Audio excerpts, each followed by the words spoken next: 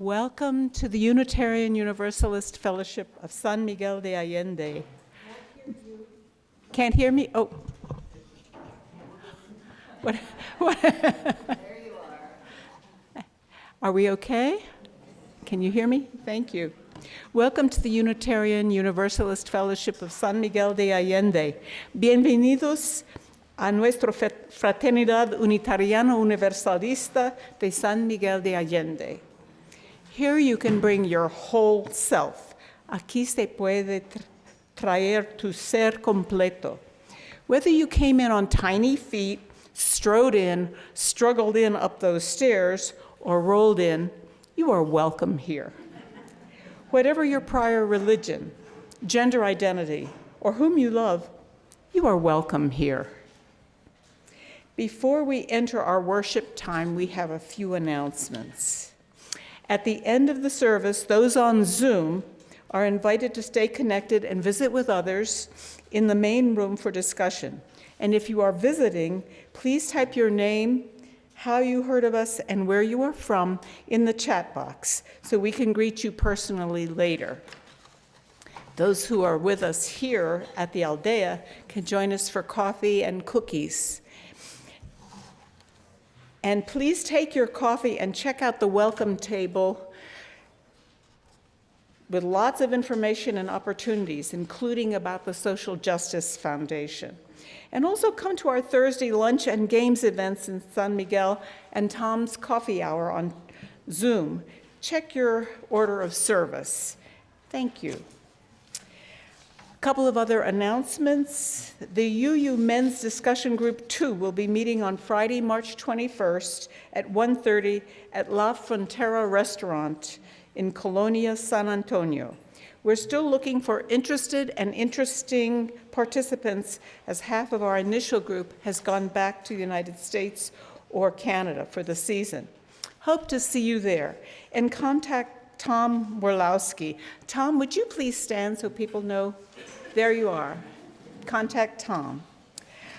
Grab coffee and cookies and join Reverend Tom Rosello in the back room for long-time UF members and to get answers to your questions about Universalist, Unitarian, and our UUFSMA. The pop-up session will take place in the back room shortly at the end, after the end of the service. So again, back room back here. This Friday, March 21st at 5 p.m., Javier Zamora, author of Solito, an incredibly moving memoir of his solo journey as a 9-year-old from El Salvador to the U.S. border to join his parents, will speak at Hotel Real de Minas as a fundraiser for Abba House Shelter. Dan Newspiel, where's Dan? Could you stand? There you are. Dan Newspiel has some tickets for sale after this service for 500 pesos or $25 US. So look for him near the cookies. And right now we are trying to support Abba House because the USAID funding has been cut and all of their staff needs to get paid. If we have any visitors here today, would you please stand so we can see who you are and personally greet you and ask you where you're from, coffee hour.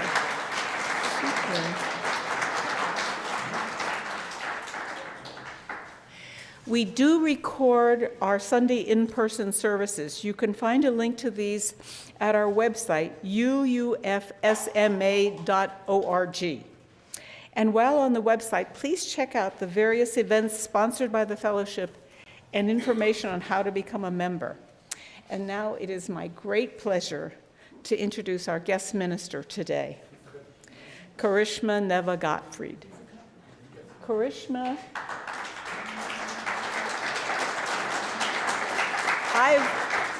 sorry? We'll do the prelude after this. I have known Karishma since she was a little kid.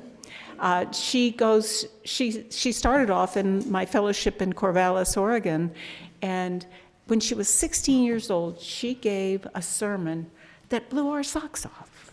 And she presented to you on Zoom in September this year. So this time we have Karishma Kari here with us.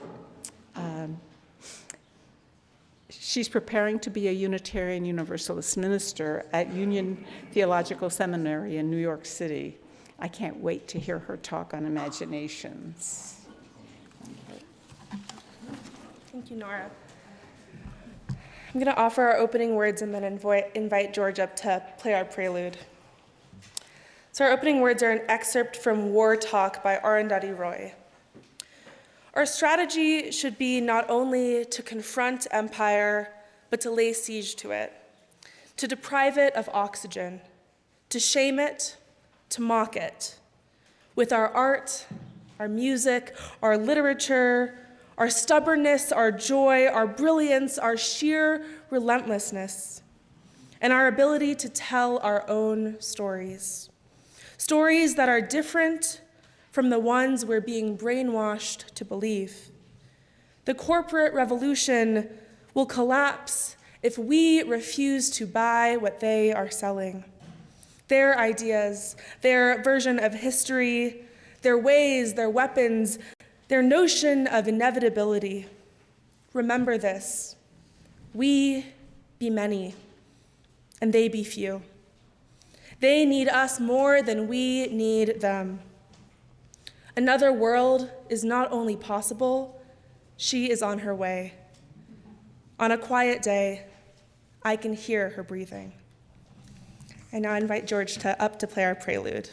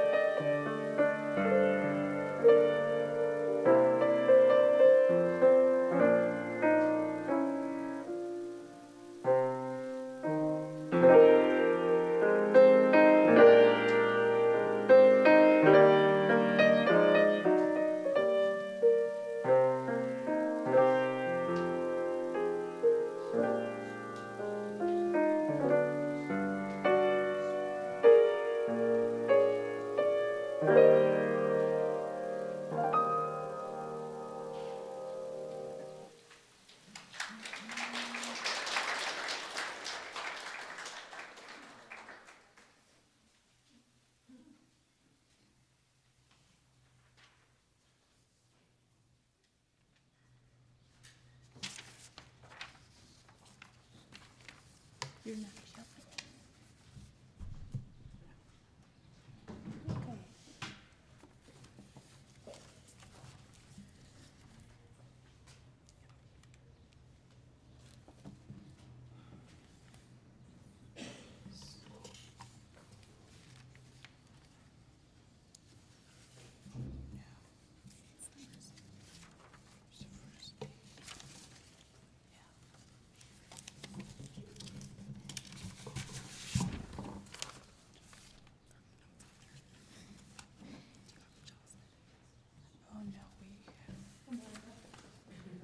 Yes.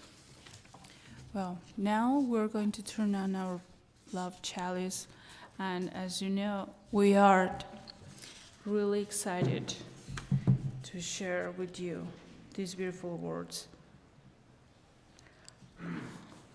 My delight with no candle inspired us to use our powers, to heal, not to harm, to help and not to hinder, to bless and not to curse, to serve you, Spirit of love, compassion and forgiveness.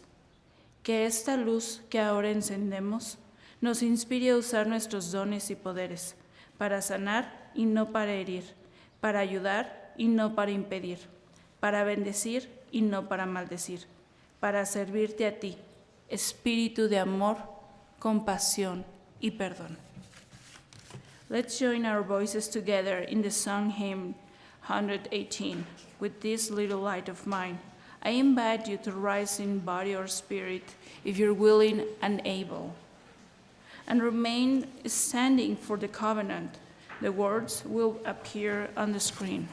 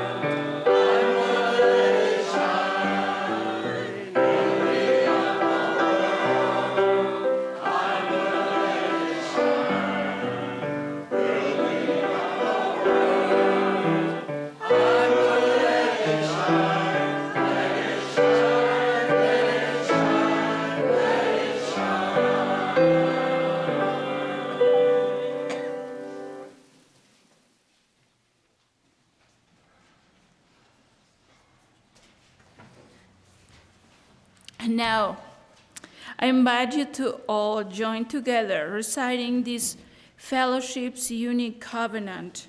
This is our promise that we aspire to, of how to be in relation to each other in the larger world. I will invite Jerome and Sebastian to help us with the covenant. Sebastian is going to say it in English and Jerome in Spanish. And I'm going to remind you this slowly but surely because we have some complicated words for the kiddos. Thank you.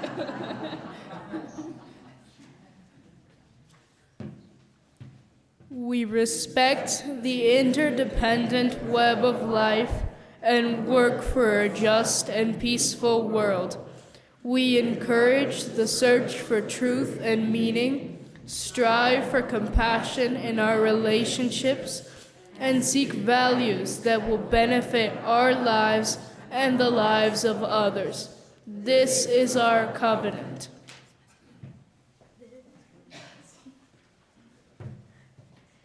Respetamos los estilos de vida de su red interdependiente. Trabajamos por un mundo justo y pacífico. Estamos en la búsqueda de la verdad y la bendición total. Nos esforzamos por mantener compasión en nuestras relaciones y buscamos valores que beneficien nuestras vidas y las vidas de los demás. Este es nuestro convenio. Please be seated.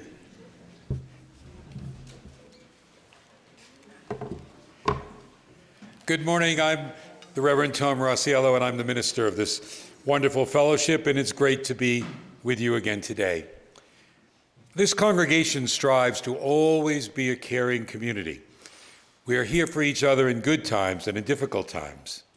If at any time you need the assistance of a minister or help from our care team, please let us know. Information on how to contact us is on our website, UUFSMA.org. It's written in the Talmud that when you share a joy, the happiness is doubled, and when you share a sorrow, the pain is cut in half.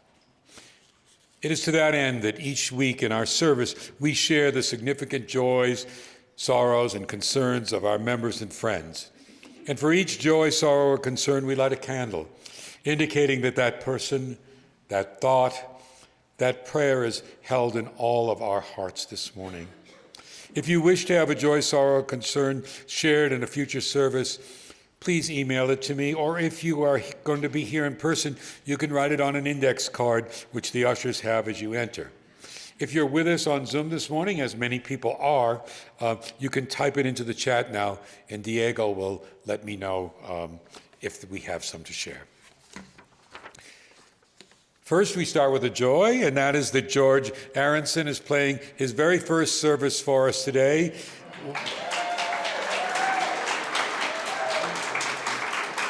We are truly grateful for his gift of music and all those who volunteer to share their talents to create our wonderful services.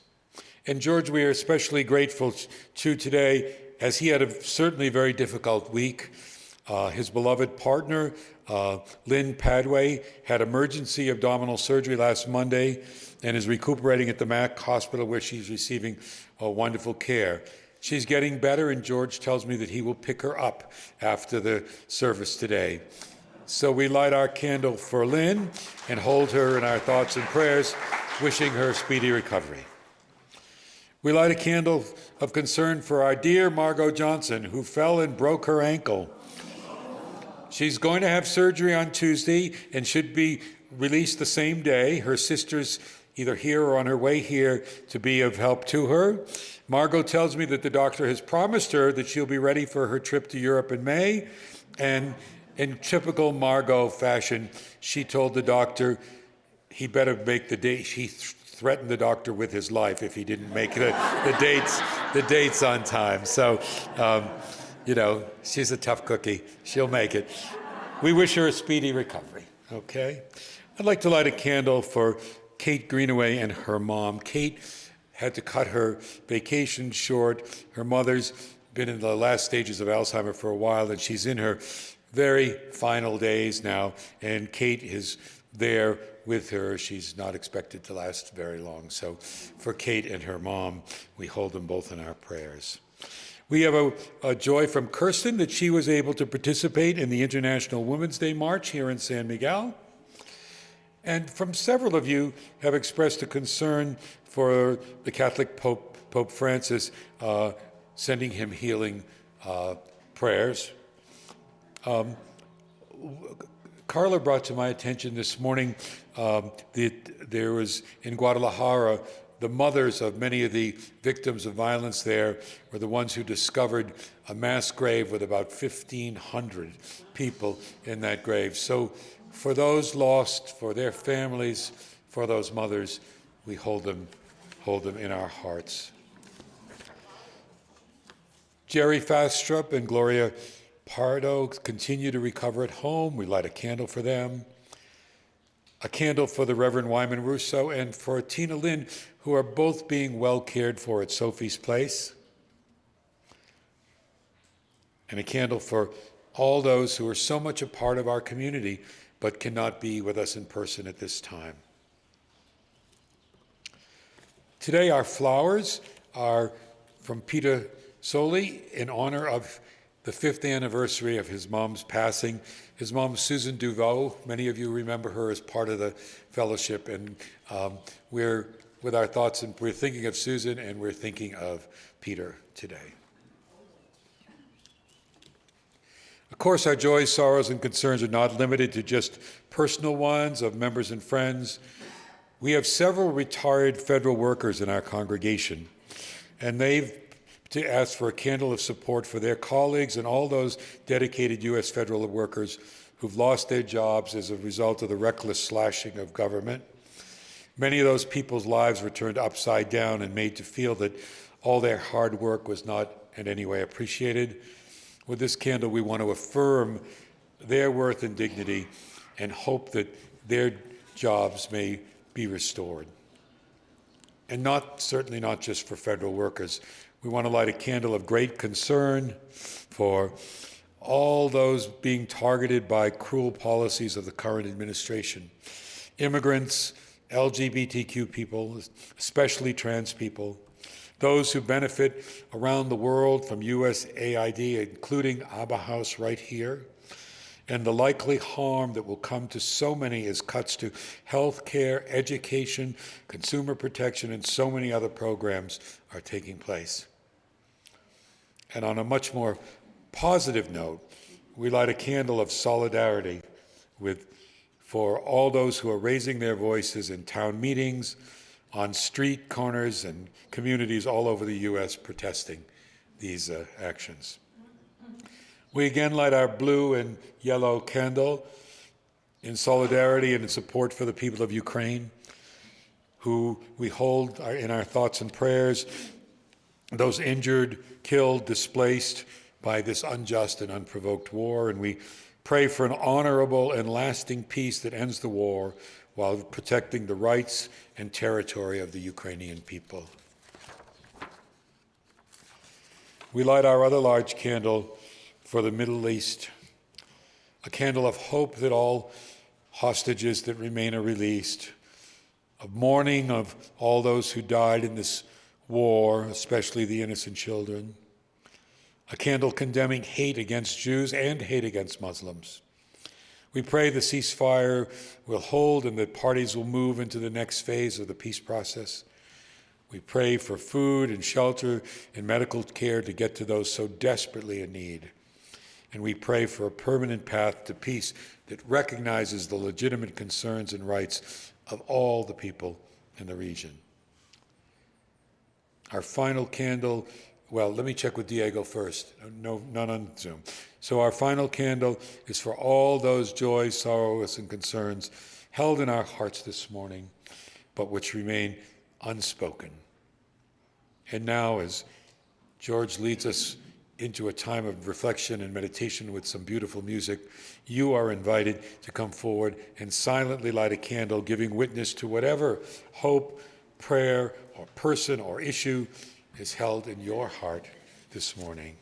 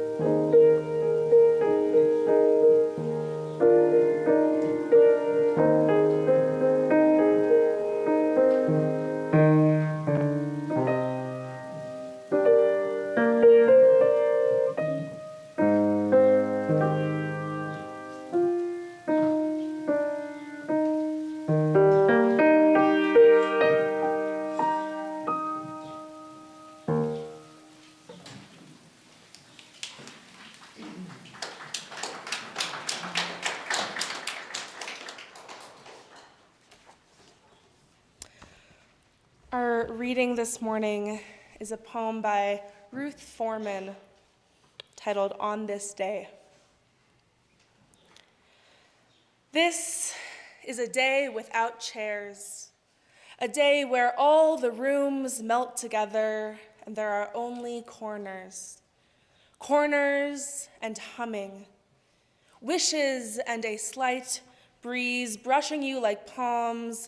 This is a day of prayers, a day of painful breaking, a day of peace beneath, a day of arms, of hands, of eyes and quiet windows.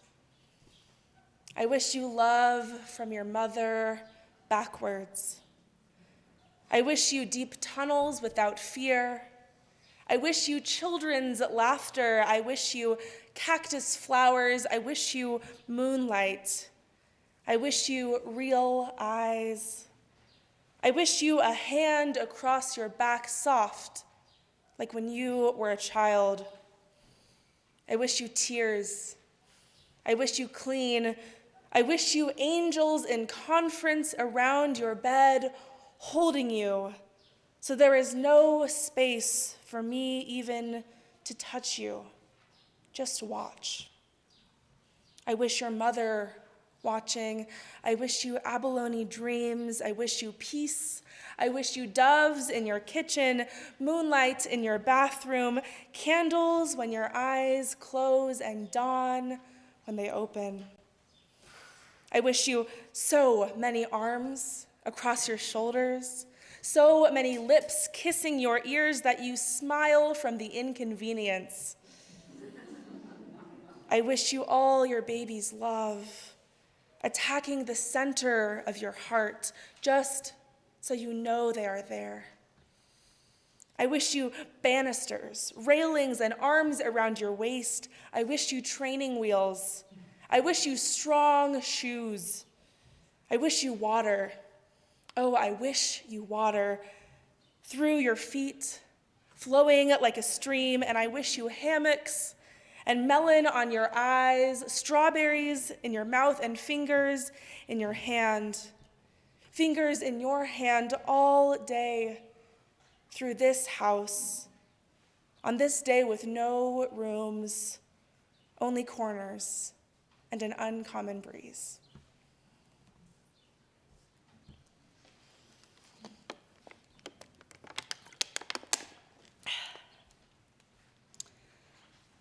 So I have always loved my imagination. And ever since I was a child, my mind has wandered with stories and ideas and dreams. I was always the one of my friends who thought up the imaginary backstory to whatever game we were playing. We were orphans or horses or princesses or spies. You know, we could do and be anything. And as I grew up, my imagination didn't go away, but it shifted. Instead of playing pretend with friends or dolls, I read fantasy books and wrote my own stories. I dreamed of being a writer, a novelist, an essayist, a poet, anything to get those words out of my head and onto the page and into the world. And now that I've gotten older still, my dreams and imaginations have slipped back into my subconscious.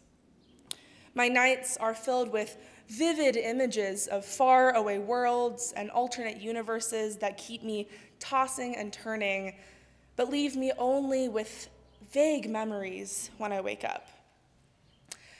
And outside of the night, I really don't spend that much time with my imagination anymore. Even the seemingly ideal opportunities to imagine, like a long walk or a subway commute, are now filled with a podcast or the latest Beyoncé album blasting into my ears. The endless scroll of social media consumes my downtime. And I know I'm not that old, but I still have nostalgia for the days when I would sit on my bedroom floor for hours at a time, making up intricate storylines for each of my stuffed animals, or run around a park with my sister pretending we were escaping from an evil stepmother.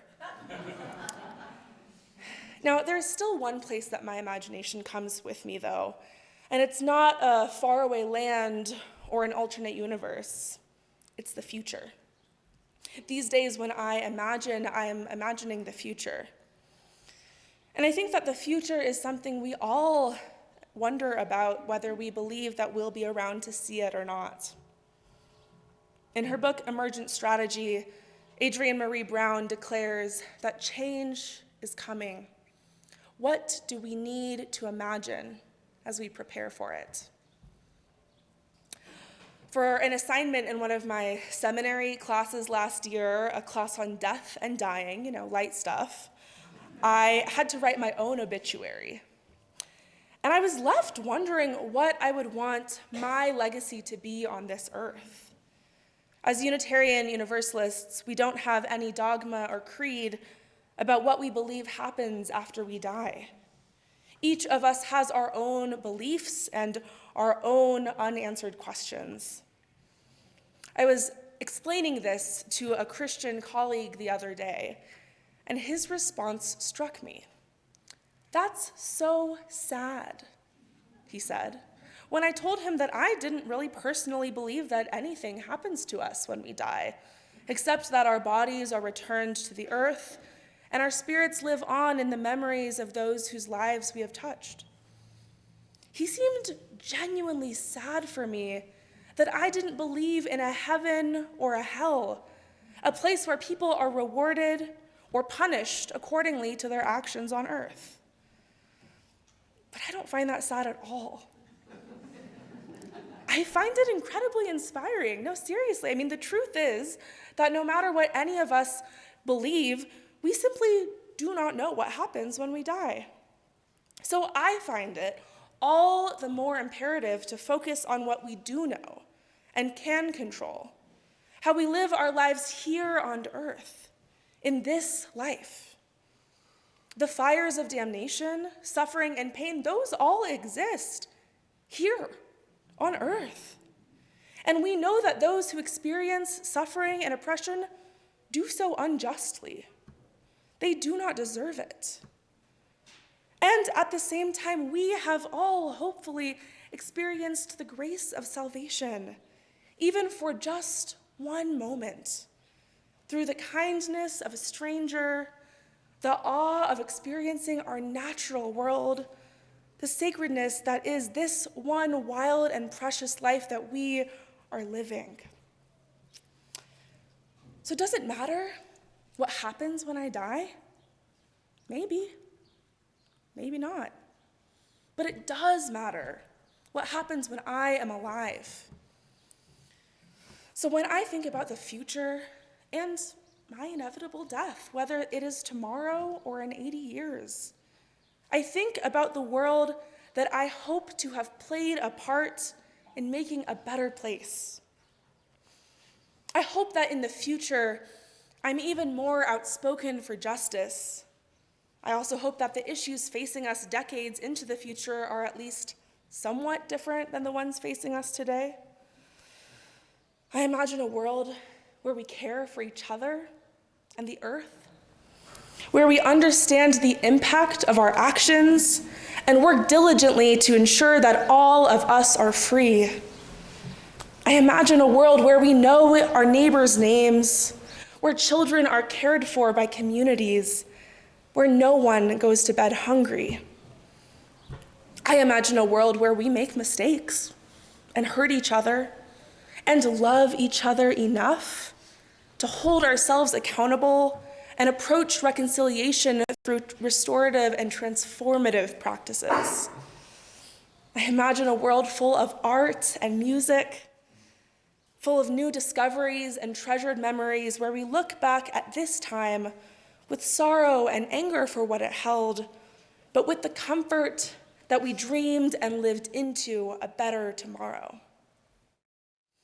Change is coming.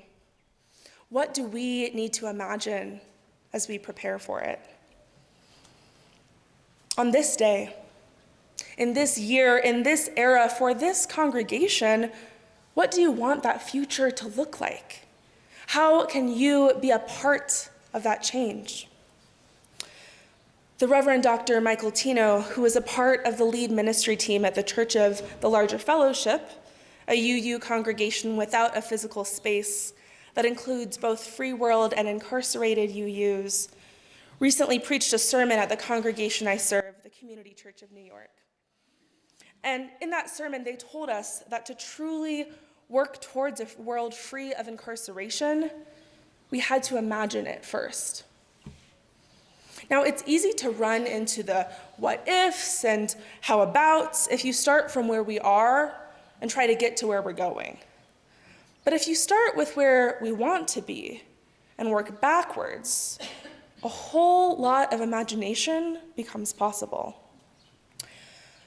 Another assignment in my class on death and dying, it was actually a really good class, was to plan a funeral service for a classmate. And as anyone who has had to plan a real funeral or memorial service knows, it is hard work, both emotionally and physically and logistically. Even in this fake assignment, I found myself filled with sorrow at the thought of a world without my friend in it, even years into the future. And she wanted me to plan her memorial service for her in June of 2050, when she would be 82 years old. And she wanted it held in her hometown of Santa Fe, New Mexico. And my first thought, to be honest, was, is New Mexico even going to be habitable in June of 2050? With the way climate change is going these days, I was skeptical. So I thought backwards. What would need to happen in the next 25 years to make my friend's fake memorial service possible? And I'll leave that to you to imagine. I came up with a lot of good ideas. But I invite you to use that as an exercise. Start from the place you want to get to and work backwards. Maybe it's imagining what type of world you want your grandchildren to grow up in. Maybe it's thinking forward a month or a year from now and imagining the goals you want to have accomplished. Maybe it's wondering about this congregation and what type of community you want to leave to the generations of Unitarian Universalists in San Miguel that you hope will come after you. Change is coming. What do we need to imagine as we prepare for it? Now, I know that your congregation has been part of the conversations that Unitarian Universalism has been having on a denominational level, too. Our faith has recently undergone its largest bylaws shift since 1985, when the principles and purposes were adopted. Last year, delegates from across our denomination voted to update the bylaws to a new set of shared values: justice, equity, transformation, pluralism, interdependence, and generosity, surrounding our core value of love. And this change does not remove the principles from our shared vocabulary, but it invites us into a new way of thinking for the 21st century, and one that I believe that we deeply need. As Unitarian Universalists, we define communities not by a shared creed or a set of beliefs we must all adhere to, but by covenant. You know what a covenant is, at least somewhat. You read the words today. Growing up UU, I was always told that a covenant is a promise that we make with one another. And I was raised UU, so I didn't really understand that some religions understand the word covenant a little differently. Not as an agreement between equals, but a promise made from God to God's people. And there are a lot of words that are similar to covenant. We have coven, convent, convene, and all of those come from the Latin convenire, to come together. In the case of our covenants, to come together in agreement over something. And whether that be principles or values or something else entirely, we are connected to each other, not because of our shared beliefs, but rather because there is something deeper that calls us to each other, that calls us to action as we build the beloved community that we so desperately believe exists. And what I love most about covenants is that they are most always aspirational. We covenant to be kind, share space, give grace to one another.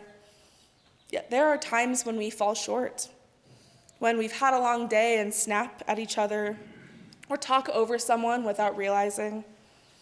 We make mistakes, and we try to own up to them.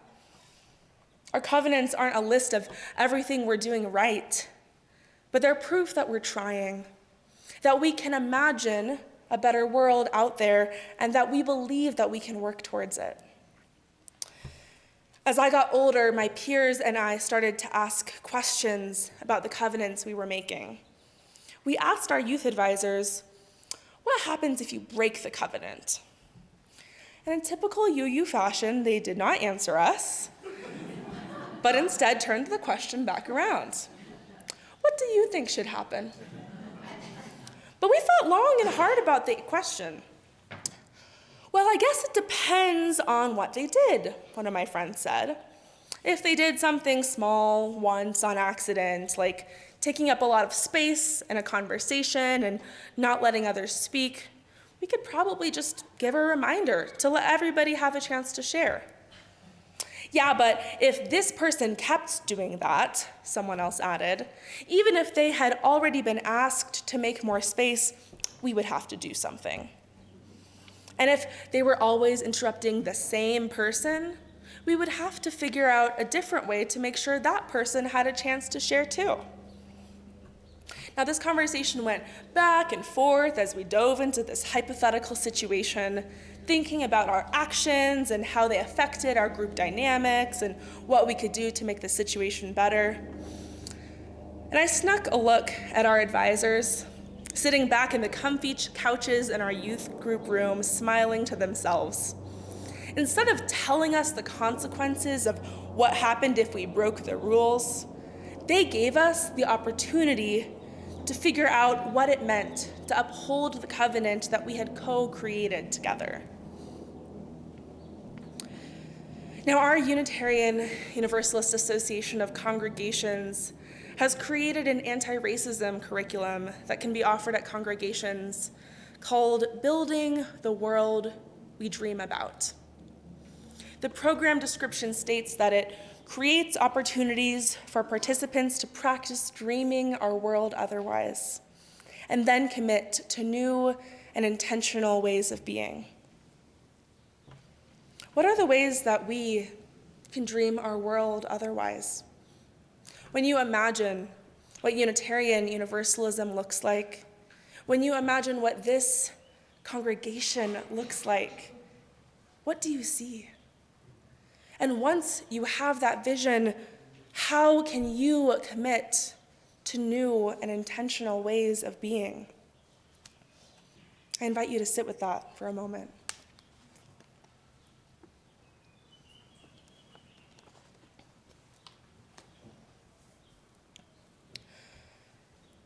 As you leave here today, I invite you to imagine. Imagine the person, the world, the Unitarian Universalism you want to see. and then go do something about it. It can be small. Maybe it means picking up some trash from the street or volunteering as a greeter to welcome more people into this community. But do something that moves you forward, bending the arc of the universe towards justice just a little bit further. The writer Arundhati Roy, in her book War Talk, reminds us that another world is not only possible, she is on her way. On a quiet day, I can hear her breathing. The world we imagine is not as far away as it seems, and we are all a part of making it so. Thank you.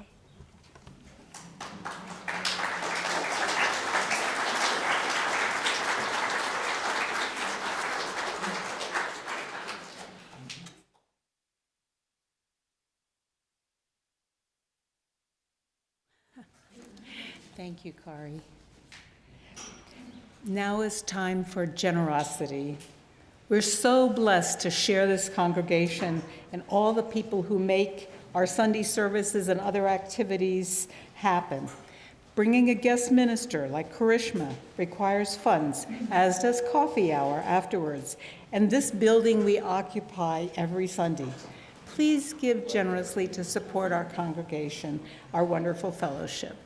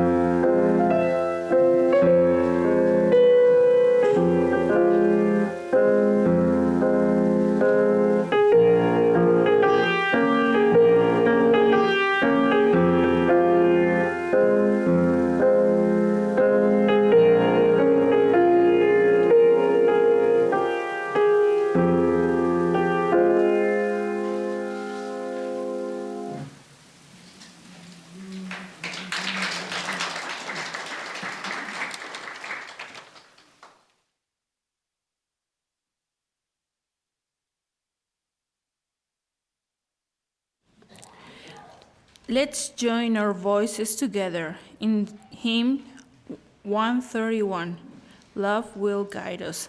I invite you to rise in body or spirit if you're willing and able.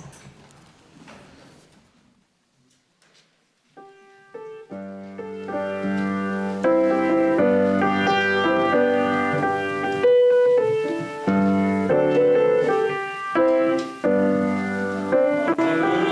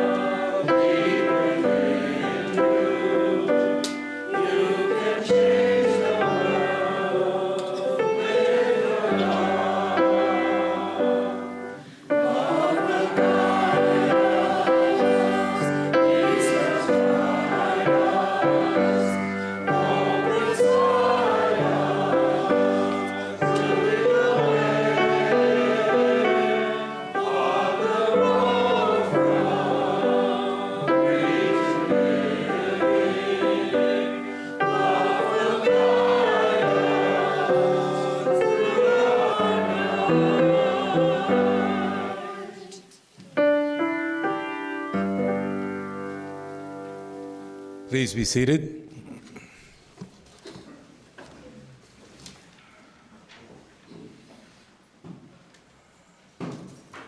Thank you for being with us either in person or on Zoom today. And thank you for your ongoing support of this fellowship. And thank you, Karishma, for being here and for your uplifting message. We need to hear that message now. And we wish you well in the completion of your studies and your path to becoming a UU minister soon.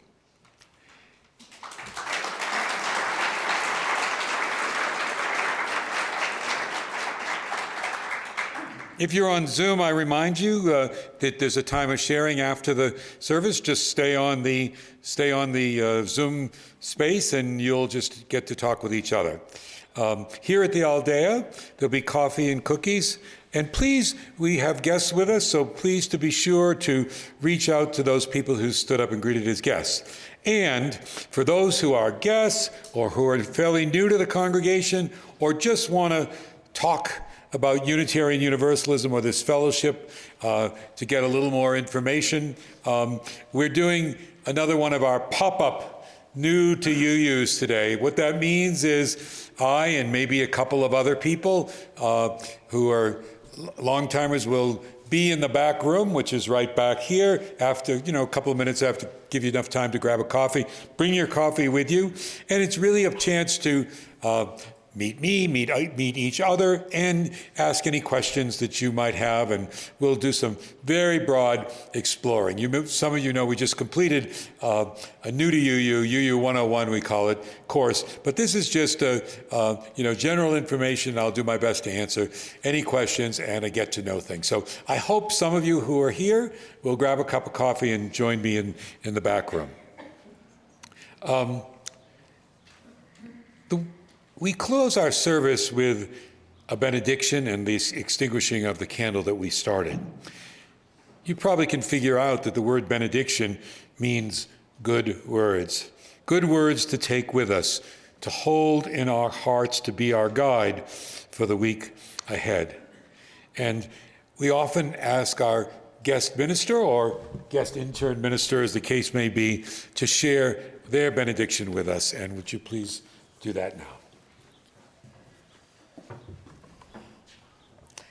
Beloveds, let us go forth with the understanding that our actions, no matter how small, ripple out and contribute to the larger tapestry of change. May we find the courage to dream boldly and the resolve to act on those dreams, knowing that we are not alone. We have each other, and together we can create the world we dream about. Go in peace, go in love, go and make a difference. May it be so, and amen. Now we'll extinguish our chalice. Extinguimos esta llama, pero no la luz de la verdad, el calor de comunidad, o el fuego de nuestro compromiso. Estos los llevaremos en el corazón hasta que estemos juntos otra vez. We extinguish this flame, but not the light of truth, the warmth of community, or the fire of commitment. These we carry in our hearts until we are together again. Please remain seated for the postlude.